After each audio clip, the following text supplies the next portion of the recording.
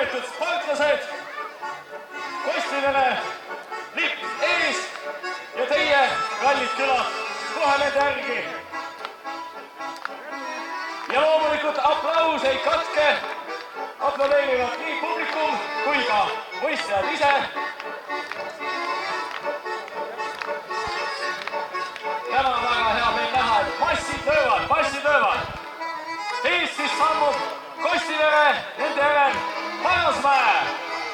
Järgneb ühinenud rannakülad.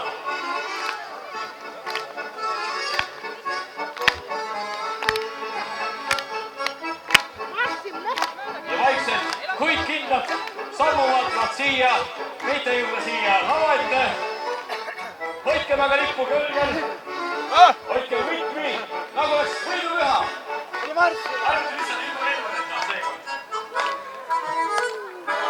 Ja lehvitage loomulikult oma fännidele, sest ees on ootamas oi-oi kui pikk spordipäev. Tervelt 6 ala on vaja teil ära teha. Nii, kallid piigad, jääge seisma siia.